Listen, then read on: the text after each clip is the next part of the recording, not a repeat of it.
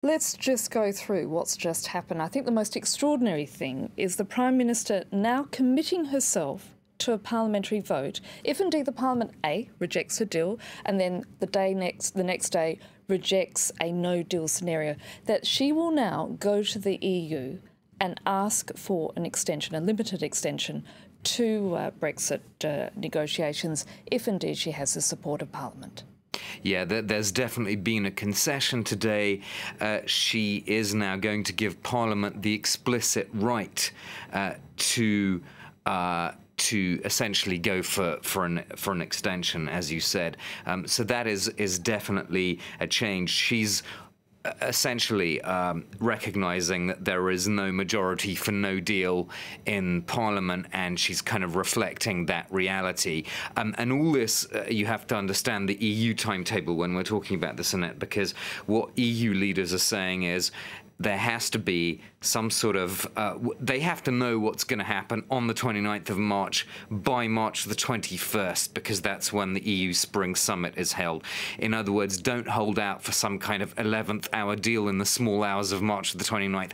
This has to be settled one way or another on March the 21st. That's why if you work backwards, you can see why these dates have been laid out as they have been. March the 13th for one motion, which is supporting her deal. 14th of March, a vote in Parliament, and then permission to seek an extension. So that permission would come a few days before the EU summit.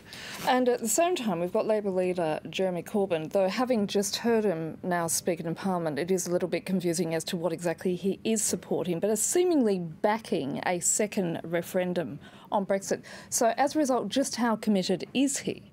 It's really not clear. I honestly don't understand exactly what he's supporting, because people in his own party are saying we will campaign for Remain in a second referendum. I believe Keir Starmer, one of his cabinet colleagues, said that, but he himself isn't saying that, and he didn't say that in his statement today. So what is it exactly that he's backing for? Is he backing a referendum on Theresa May's deal, in which case the choice would be what?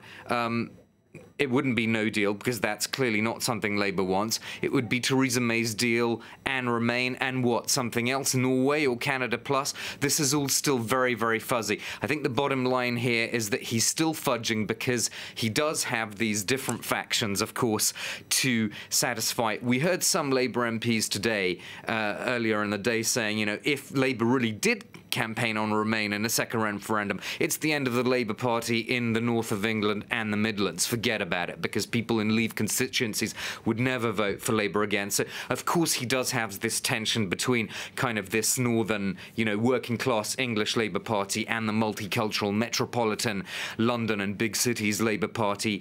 He's trying to keep a lid on his party, just as she is. They've both had defections, haven't they, in the last few days? So essentially both are locked in this same holding pattern. And of course the other confusion, or important element rather, is the European elections. So in other words, if they were to extend the period of negotiations, that indeed would be a problem if it includes June, which is when those European elections are going to be held. And it also means, as we just heard Kenneth Clarke, the Conservative MP, saying, 3 more months of this pantomime where public loses support and credibility and trust even more in Parliament and in this whole process. And what does it actually achieve? On the other hand, if all this humiliation does avoid a no deal on the 29th of March, that is something that there does seem to be a majority for in the political establishment. Armen Georgian, thank you for that analysis.